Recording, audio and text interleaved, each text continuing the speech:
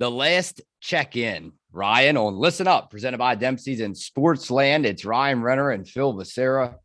Ryan, let's just hope, first of all, good morning to you on this, what is it, Wednesday morning? Wednesday morning, yep, bright and Wednesday early. morning. Good morning to you. And we only have 2 days until game day. Is that right? Yep, 2 days. 2 days until game day. And it's, again, the last check-in, last video before the game recap Friday night. Late Friday night, huh? So let's warn our viewers now, our followers. Yeah, it's going to be a late one because, Ryan, you told me it doesn't tip off until 9:30 against Stanford. Yeah, I mean, it probably won't get over until about 11:30, maybe even 12 o'clock. Let's hope it doesn't go into another double overtime game because Oh, well, I tell you, if that's what it takes for the UConn Huskies to win, I mean, so be it. But again, let's hope it's not the last check-in of the year, if you know what I mean. Hopefully there's one more last check-in. Wouldn't that be awesome to say, Ryan, the last check-in before the national title game? How's that sound? That sounds pretty good. That's what we've been hoping for all season long. So let's hope they can get it done. Sounds pretty good rolling off the tongue, doesn't it? Yeah. All right, Ryan. Well, I tell you what, we're going to handle things a little bit differently because of all the love and support that we received for the past months during this beautiful season, something that even Gino said he's never witnessed before in his 30-some years around. We are actually going to get into the comments first on the last video. And then, Ryan, we will eventually get into the game against Stanford. Very, very scary, if you ask me. And then again, we will actually stay tuned, guys, for the end. Ryan and I will have our pick of who advances to the national title game along with the score prediction. Ryan, we want to thank everybody for coming through on the UConn Huskies defeat North Carolina State in classic double overtime thriller video. I will go about 3 or 4 comments, Ryan. We don't have time for a lot of them. I'm going to actually try to get some new people on the show here as far as reading off new comments, because I know we go over a lot of the same people sometimes. Let's start off with Truth Hurts. Truth Hurts, Ryan, says, well, if UConn wins the tourney, North Carolina State can be proud of what they achieved. Let's just be objective. North Carolina State dominated UConn in the paint overall. Yeah, and Ryan, that's something we talked about with Stanford, but we'll save that for about 10 more minutes to come. Yeah, I mean, I don't know if I agree with that one. I wouldn't say NC State dominated UConn. I feel like even though, Liv had to sit with those 2 fouls, it might have got a little dicey there in the second and third quarters, but I think overall, I think UConn and NC State were pretty even down below in the painted area. And I would even say that UConn won down in the paint because of those offensive rebounds they were getting and the defensive rebounds, but especially those offensive rebounds and the second chance points. And then even though that they didn't hit their free throws, they went 1 of 8 in regulation. Of course, they did start hitting them in double overtime, luckily for the Huskies, but they did shoot quite a bit of free throws there. And they drove the ball, and I think that's going to be another key thing that they do Friday night against Stanford. All right, and the next one we have is BK. BK, Ryan, goes, we win this game in regulation if Dorka doesn't fracture her wrist. I totally agree with that. Gino gave a lot of credit to Paige Beckers. She definitely deserves it. That's arguably, I didn't mention on the last video, that's arguably the best performance actually of Beckers' career so far at UConn. I mean, because you look back, and I remember in the 2020 season when we the very first UConn video we ever did, if you want to go back and look at that one, that was a fun one. That was the ESPN page that we had on our phone. I'll be honest with you, we didn't know who Paige Beckers was back then, people. We did not. Ryan probably didn't either. And, you get this page on your phone and you're like, oh my gosh, who is this girl? Who is this young lady that just came up and had a dominant performance in her very first game with UConn? But again, so yeah, Paige Beckers went off. But again, yeah, Ryan, this person, it looks like BK knows how important Dorka is, just like you and I have known all season long. Yeah, and I think you even asked that question in the last episode, and I think we both said, yeah, I think they would have probably pulled it off in regulation if she was playing. I think it's going to be pretty tough with Dorka being out. Like I mentioned before, I think UConn has to stay pretty disciplined and not get into foul trouble. But yeah, I mean, with Dorka being with her coming off the bench, she just brought another energy. She can shoot the three as a big. Was she 6'5", 6'6"? So just her size and presence down low really made up for when Liv or Aaliyah had to sit. So I think it might be a challenge with her out now. All right. How about Aaron Davis? This one caught my eye. Aaron, thanks for coming through again. Aaron Davis, we haven't heard from him for a while, Ryan. We hope he's doing well, and we thank him for watching.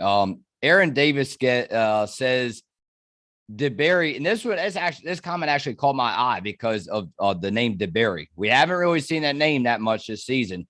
DeBerry can rebound, underutilized, and should have been part of the rotation. She's not afraid to shoot for sure. Yeah, I mean, I agree, but I just don't think Gino is going to put her in with her just coming to the team and what she's probably played about 10 or 15 minutes all season long. And that's just really in garbage time, right? Like we call it garbage time at the end of the game. No disrespect. So I just don't think disrespect. Yeah. Gino is taking that chance, especially with it. I mean, we're in the Final Four now. And for him to put her in, I guess if worst case, I mean, if everything is just going wrong and you know, a bunch of players for UConn foul out, or you know, Aaliyah and Nelson Adota both foul out, I guess we could maybe see her then. But I just don't think Gino takes that chance with her only being a freshman and her probably not even playing 15 minutes this whole season. For her to come into a Final Four game like this, I just can't see it. I'm with you. I mean, Aaron Davis has a good point with him, but I'm with you. Yeah. I would stick to what has been working.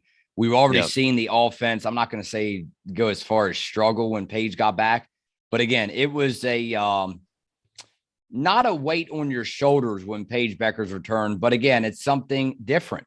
You know, it's always something different that you have to collect yourself and get yourself ready for. There's always change. We talked about that before. So again, yeah, I mean, you know, Gino says everybody can just feel their self when Paige Beckers is on the floor. With that said, yeah, I would definitely get some experience under DeBerry's belt before you put her in March Madness. We'll go as far as that. Agreed. I mean, I can see if it's a late season, regular season game with a lot on the line. Heck yeah. I mean, I would probably still put her in, but I mean, you're talking even bigger games than regular season finales. I mean, this is big. Final four. Yeah, one game away from the national championship. So actually, hey, by the way, I wanted to, before we read off the last comment, Ryan, I'll have to send you the video if you didn't see it. Brought chills to me, man. I actually saw the team bus pull in last night. They had it uploaded, the video, thanks to Fox, Minneapolis, Fox channel, Fox 6, I think it is. I don't know, Fox 6, Fox 7. They all have different numbers. But one of the Fox stations, shout out to them in Minneapolis, they actually had the video of Paige and company rolling in on the bus. Man, I tell you what, man, I don't know about flying a plane anymore because them buses are all decked out nowadays. I mean, it had NCAA Final Four written on the front. It had the big Huskies, the Huskies logo, Ryan, the Huskies logo on the side of the bus. And I'm like, man, if I didn't know any better, it looks like a WNBA team rolling up in front of the hotel. Yeah, I mean, you could probably live in those buses now, so I don't blame him for taking those big buses. But yeah, I was seeing the pictures of all the team gathered together, and you know you did see him. Yeah, they were in Okay, good yeah. spirits, and I can only Yeah, yep, imagine what they're feeling, just being there, yep. Paige returning home. So yeah, it was a good sight to see. That's right. So definitely anybody that did not catch that video or did not know, yes, the UConn Huskies, they made it safe to Minneapolis, and they're ready to face Stanford in the Final Four. I guess they're unpacked, Ryan, in their hotel. They arrived sometime last night, I believe. Yeah, probably get a little film studying in, little practice in, and hopefully they'll be ready to go. All right. And the last one, the last comment, and then we'll get talking some Stanford and UConn basketball. Ryan, I will go with JHE. JHE, as I have been saying before, what happened to UConn was a blessing in disguise. All those injuries were a preparation for these remaining 2 games. No other teams in NCAA Division I have undergone what Huskies experienced. They are prepared for this championship. Huskies, grab it. It is reserved for you. Be nasty. Yeah, I would agree with that, that no other team this season has quite gone through what UConn has had to battle all season long. But I think if they can get past Stanford in this game, and most likely, I think they'll probably have to face South Carolina. I think that's probably what most people would say. Louisville, I think they have a chance to pull off the upset, but I personally just can't see it happening. But when you talk about South Carolina, they've been the number one team all season long, number one team on the AP poll. They didn't win, they didn't win their SEC championship game, got upset in that one. But they haven't gone through the injuries. They haven't had players out. Aaliyah Boston's gotten a double-double in every single game. So they're not really used to losing this season. They're not used to having a downfall in their program. So I think I definitely agree with that UConn has, everything leading up to that prepared them for that moment. And I think that's a big part in why they were able to, kind of ride the storm out in that double overtime game and get that win. All right, that takes care of the comments. We appreciate you all. Keep coming through and commenting. Eventually, we promise we will probably more than likely get to you and read the comment off and analyze on that. Ryan, yeah, I'm glad you mentioned Louisville because I feel like that they're not really getting enough attention as it goes in this Final Four because everybody's focused on UConn. Everybody's focused on South Carolina. Everybody's focused on Stanford, especially because they're playing UConn, such an historic team, right? So I'm glad that you brought up Louisville, Ryan. Hey, breaking news, they are in the Final Four, Ryan, just in case you didn't know. So, yeah, so wouldn't it be crazy? It could be now I'm not expecting it. I'm sure not a lot of people are, but it could be a final between the Cardinals and the Cardinal. I'm not too sure if I've ever seen that between 2 team names before in a championship game. Yeah, I'm not sure either. Of course, Stanford being the defending champion, so if they could get back there again, they're going to try to defend their title. So it should be interesting. If it comes down to them two, if I watch it with you at your house, you might have to help me out as far as, okay, Phil, this team's in the white and this team is in the red or the black or whatever color jerseys they're wearing, because it may get a little bit confusing for me, Ryan. So it might have to help. It's the same 2 team names, just drop the S on the end. Yeah, well, I'll definitely help you out and make sure make sure you're focused in.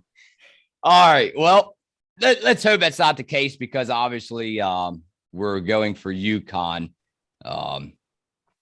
Yeah, well, I don't know about the score predictions and the team predictions there at the end, but again, stay tuned for the end and we'll tell you what we think. Not that it matters, huh, Ryan? I mean, because you don't know. You don't know. We've been saying that since day one, right? Anything can happen. We've seen it throughout the whole tournament. So We just witnessed it Monday night. Oh my. I mean, I think I'm still a little, my voice is a little bit I'm congested and a little bit still maybe on the tired side just from Monday. I mean, a double overtime thriller it's like a hangover that lasts for about a week. yeah, I mean you got that right for sure. I mean, I don't think anybody was expecting that, but I'm glad it happened because I haven't I don't remember seeing a game like that for years and years. So that was special to watch. Okay. All right. So getting back down to business, enough talking about hangovers and such. Ryan, so when shout out to ESPN and the women's basketball writers, along with Michelle Vopel and so many others there. I can't name them all right now, but so they went, Ryan. I don't know if you caught the list or not. You can pull it up now. It actually helped me a lot last night getting my notes together for this morning. They had the players. They ranked the top 25 players in the Final Four tournament coming up this weekend, and I think UConn landed 6 or 7 of them, which it was really no surprise. The very first one came in at number 4, and that was Paige Beckers. And then it goes along with obviously some bigger names, or not bigger, but some other big names for UConn that we've been speaking of all season long. You know, senior Kristen Williams, and then you go on down the list, and you have let's see, I'm trying to look here. See another senior, senior Avina Westbrook. 21 was Olivia Nelson-Adota. At spot number 22, Avina Westbrook, and another senior. So you're right. You made a good point. Seniors are contributing. But again, you have to remember, Azzi Fudd and Paige Beckers. Are they seniors? But they sure did look like it on Monday night. Yeah, and it's still amazing to me how Azzi, being a freshman, she just stepped up in the lineup, especially when Paige was out. And even Caroline Ducharme and Azzi Fudd, them both being freshmen, that they've had to step up for those 10 to 15 games that Paige was out, and a bunch of other players was out. So they definitely didn't look like freshmen. They looked like juniors and seniors out there that have been on this team, that have been through March Madness and all of that. But no, it's their first year coming onto this team, and they just look like veterans out there. But Azzi's just done an incredible job. She's such a good shooter, and I think that's going to be important for her, along with Kristen Williams and Paige Beckers, to get going early in this game. Kind of like we saw Kristen and Azzi get going early in the last game against NC State. Because Gina has talked about it, right? Gaining control of the game early and getting that lead, and being able to have that lead throughout all 4 quarters, so you can control the game. So I think that's going to be very important for UConn to jump ahead to a lead early, so they can kind of control the pace of the game, play at their very fast pace, so that we've seen it all season long that they can play at. But I think it's going to be really important for them to find those open shots again and knock them down early. Yeah. So again, the list of the top 25, Ryan, and you know, as I scroll down, and shout out to Haley Van Leith, because she has led Louisville in scoring. It says all 4 games of the NCAA tournament. So I mean, and tied her season high in assists with 6 against Tennessee in the Sweet 16. Ryan, this is a ball player to watch in the Final Four. I know we focus so much on the other 3 teams, but this is a big one. Yeah, and for Stanford as well. I mean, we can't forget about junior guard Haley Jones, because I know obviously Louisville and South Carolina. I can't wait to see that matchup between those 2 teams, because there's so many amazing players on that team. But for the defending champion, the Cardinal, junior guard Haley Jones, she's a leader of this team. And she was such a big reason and why this team won it all last year. She was such a big, threat going for all these teams. She's amazing 3-point shooter. I mean, teams leave her open because she's really not that big of a threat, but she can knock it down. We saw it in that last game. The 2 sisters as well on this team, both senior guards, Lexi Hall and Lacey Hall, huge 3-point shooters as well. So I think that's going to be important for UConn, to really guard them tough and physical, like we've seen them do all season long, because Stanford can and will knock down that 3-point ball. Yeah. So that's enough. Yeah. So that's what I was getting to. You know, I haven't really watched Stanford that much, I'll be honest with you, this season. When I did, obviously the last time was against, it wasn't their last game, but it was, I think, the game before that, against Maryland, my Maryland Terps, when Maryland obviously lost. Hey, but that was a little bit of a shocker there at the end because it seemed like the Terps, if they would have had more time, they may have been able to pull it off. That's what I wanted to ask you. I mean, is this team the Stanford Cardinal, is it, you could say this about any game, Ryan, but to really put a lot of emphasis on this one specifically against UConn and Stanford, is this a ball game where if these teams want to win this, again, I can't see a blowout on either side of the ball, but is it something that Gino or head coach Tara Vanderveer preaches before the game? Hey, you got to come out and start fast, because if you don't, it could slip away early because of so many star players on the floor. I mean, there's a lot of WNBA talent that's going to be hitting this floor. Yeah, there sure is. And I think that's going to be the message for both teams, is to start and come out really firing on all cylinders and really bring their pace and energy up. Because like I said before, Gino's talked about gaining the lead. But if Stanford can get the lead early, and really play good defense on UConn and get them frustrated early, because it's so hard to play at UConn's pace. So I think if Stanford can play at their pace, it's going to make it a lot easier for them. But I think as well, for Stanford, for them to drive the ball, because with Dorka out, like I said before, UConn's going to have to stay disciplined and not get into foul trouble early. But Stanford, they have a pretty small lineup. They play with 4 guards. And of course, with UConn having Liv and Aaliyah Edwards, are pretty big forwards down low. But if Stanford can get them into foul trouble, UConn's going to have to bring Nika Mule, Ducharme, or Avina Westbrook off the bench. And then that'll kind of even it out a little bit. And they'll both have smaller lineups. So I think it's going to be really important for Stanford to get to the paint, drive the ball, and try to get UConn into some foul trouble early. Yeah, and then you talk about how Stanford has, and it was scary because I started scrolling down. You talked about Haley Jones, how she's been heating up so often, quite often nowadays, right, in ball games. Haley Jones, I scored down. She came in at number 2. Obviously, number 1 was Aaliyah Boston. Number 2 was Haley Jones. Number 3, Cameron Brink. Another Stanford Cardinal. Go figure, Ryan. Haley Jones, Cameron Brink. And I'll scroll down again. Number 6, Lexi Hall. So you have to remember, I think Stanford's a team with 2 twins on there. Is that right? Yeah, the 2 twins, Lexi and Lacey. Yeah. That's what I'm saying, man. So, but I mean, if you look, to me, the key player other than Haley Jones, I think he had to have a big night from her if Stanford's going to win. To me, it's actually Cameron Brink. She has had some foul trouble, I think, over the past couple games. I think that's something that obviously both teams had to stay away from, foul trouble. But, if they do start getting in them situations, who's going to be the better team at shooting their free throw shots? Because, we've seen, to me, I'll be honest with you now, to leave it at this, Ryan, and we'll go and wrap it up with whatever you had to say before we head out of here.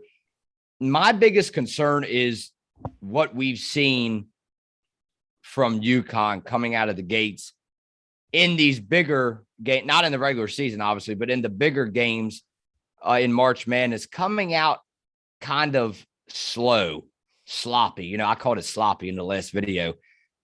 Do they really have what it takes to, if that happens against Stanford, just specifically this game, because it's win or go home? Do they have what it takes? And I think they do. Do they have what it takes to overcome slow starts? Stanford, it's just, they're usually, I don't talk about height in basketball. Sometimes it's not height, it's speed. But man, I mean, you talked about it, Ryan. And without Dorka now out for the year, as we have been informed, there's a lot of big bodies in the paint for Stanford. Yeah. And that was another key I was going to bring up, is UConn's free throw shooting.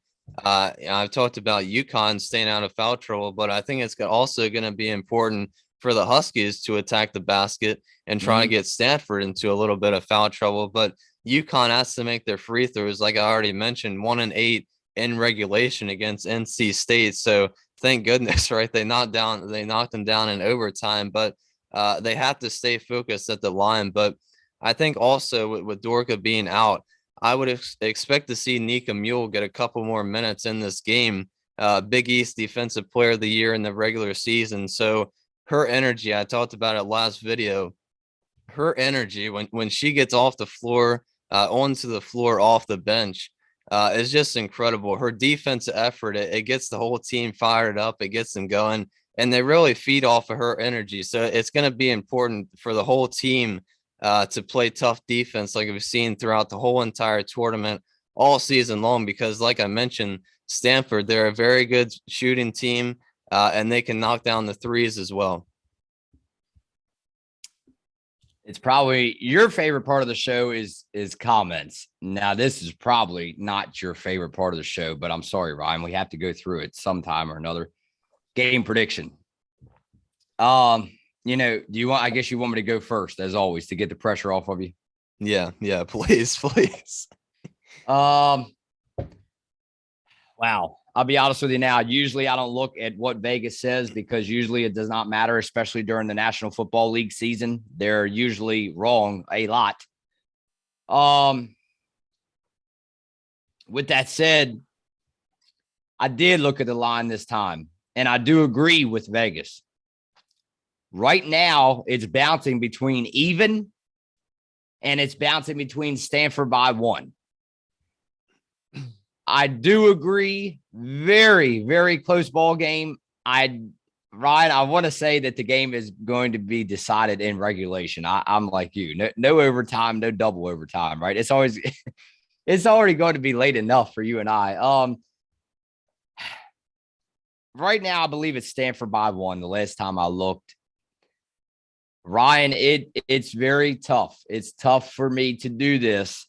And again, no disrespect to Gino, to staff, to fans, because they really had an awesome year.